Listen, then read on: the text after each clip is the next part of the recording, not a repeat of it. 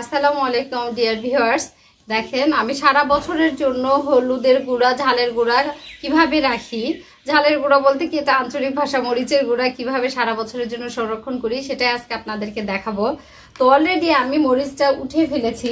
তো আমার শাশুড়ি মা বরাবরই বলেন মরিচ এবং হলুদের গুঁড়াগুলো বারবার চেপে চেপে ওঠাতে হবে যাতে ভিতরে বাতাস না যায়, চাপা থাকে, তাহলে হলুদের মরিচের কিংবা হলুদের কালারগুলো চেঞ্জ হয় না।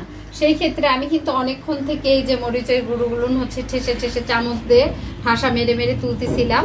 তো বরাবরই আমার এক বয়াম মরিচের গুঁড়ো হলে সারা বছরই হয়ে যায়, অনেক সময় একটু বেঁচেও যায়। তো এবারেও ঠিক মা আমাকে দিয়েছে, আমাদের দুই বাড়ির জন্য আমরা একবারে মরিচ কিনি। তো এবারে একটু মরিচ বেশি কেনা হয়েছে, কারণ কাজের লোকগুলোর জন্য তো অনেক বেশি মরিচ লাগে। তো মা বলছিল যে মা হচ্ছে এবার একটু মরিচ একটু বেশি করে কিনে দিও, যার জন্য আমরা বেশি করে কিনে দিয়েছি। মা সেই মরিচগুলো আগে রোদে শুকাতে দেয়, রোদে শুকানোর পরে মরিচগুলো যখন মচমচে হয়ে যায় তখন আমরা হচ্ছে মরিচগুলো মিল থেকে ভেঙে নিয়ে আসি, যেটাকে বলে গুঁড়া করে নিয়ে আসি। তো এবারের গুঁড়াটা একটু মরিচ গুঁড়াটা একটু কেমন জানি সোবরা সোবরা হয়েছে, কারণ আমার খালা এতক্ষণ থেকে এগুলো চালুনি দিয়ে চেলে দিচ্ছিল। সেই চালুনি থেকে যেই সোবরাটা বের হয়েছে আমি কিন্তু সেইটাও নষ্ট করিনি, সেটা আমি গাছে দেওয়ার জন্য রেখে দিয়েছি। কারণ মরিচের গুঁড়া হলুদের গুঁড়া গাছে দিলে গাছে কোনো পোকামাকড় আক্রমণ করে না, এতে করে আপনার কীটনাশক ছাড়াই গাছে সবজি চাষ ফল হয়, বিভিন্ন ধরনের ফলও হয়, কোনো সমস্যা হয় না। সেই ক্ষেত্রে আপনারাও এটা করতে পারেন। দেখেন আমি অনেকক্ষণ সময় নিয়ে মরিচগুলো ঢোকালাম, অতক্ষণ থেকে তো আপনারা সময় দিতে পারবেন না, যার জন্য আমি অর্ধেকটা মরিচ ঢোকানোর পরে সাফার বাবাকে বললাম আসো আমি কিভাবে মরিচের গুঁড়োটা সারা বছরের জন্য সংরক্ষণ করি, এটা তো আমাদের দর্শক দেখাতে হবে, যার জন্য ও এখন চলে আসছে আমার সামনে। আর অলরেডি আমার মরিচের গুঁড়োগুলো হয়ে গেছে। দেখেন পুরো এক বয়াম এত সুন্দর করে ইয়ে করছি, আপনারা দেখলেই বুঝতে পারবেন যে কোনো জায়গায় এতটুকু ফাঁকা অংশ নেই যে বাতাস ঢুকবে। এভাবে রেখে দিব, সারা বছরের জন্য আপনার মরিচের কালার চেঞ্জ হবে না।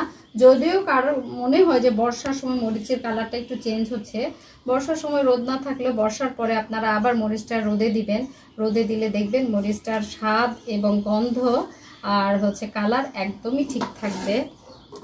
কত লাল টকটকে কালার দেখেন মরিচ।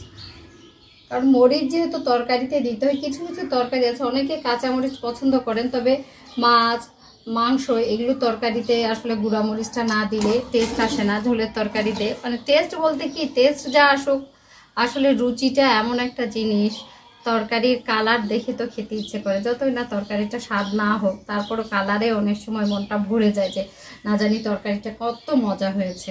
তো আমার অলরেডি এই বয়ামটা হয়ে গেছে। সাফা যে মুখটা কোথায় রাখলে একটু খুঁজতে হবে।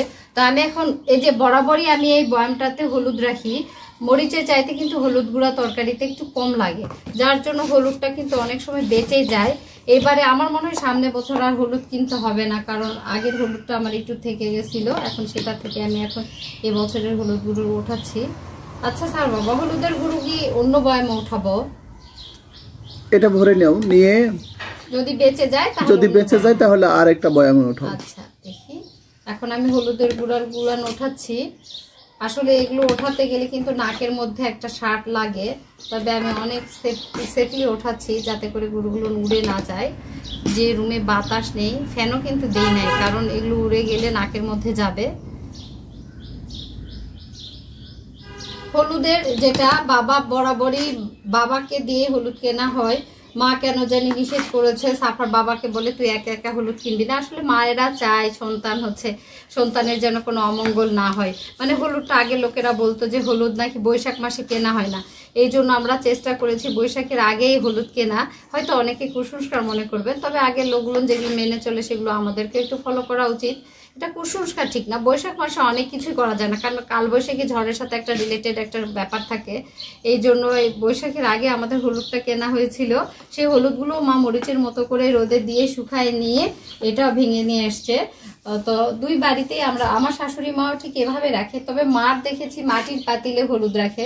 আপনারাই বলে দিবেন মাটির পাতিলে আসলে হলুদ রাখলে মানে এটা কি বেনিফিটটা কি, যে ফলাফল কি হয়, এটা কিন্তু আমি জানি না, মাকে দেখছি। আমার যেটা ধারণা, মাটির পাতিলে তোমার ঘামে না, হ্যাঁ, প্লাস্টিকটা ঘামতে পারে, কিন্তু মানে আর্দ্রতা যখন বেশি হয় তখন এটা একটা মানে জটা জটা হওয়ার সম্ভাবনা থেকে যায়। এটাই হবে, এরকমই হতে পারে। কারণ আগেকার লোকেরা মাটির পাতিলে সবকিছু রেখে দিত।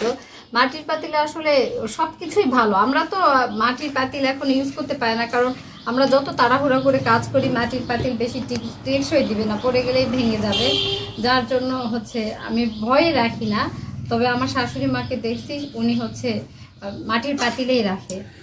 ভিডিওটা আমাদের দীর্ঘ হয়ে যাচ্ছে, আমরা ভিডিও শেষ করব। অলরেডি আমার হয়ে গেছে, দেখেন বয়ামটা ভরে গেছে, এক বয়াম হলুদের গুঁড়ো হয়ে গেছে। মাশাআল্লাহ, এভাবে আমি হলুদ রাখি, আপনারও ইচ্ছা হলে রাখবেন। ঠিক আছে, আল্লাহ হাফেজ।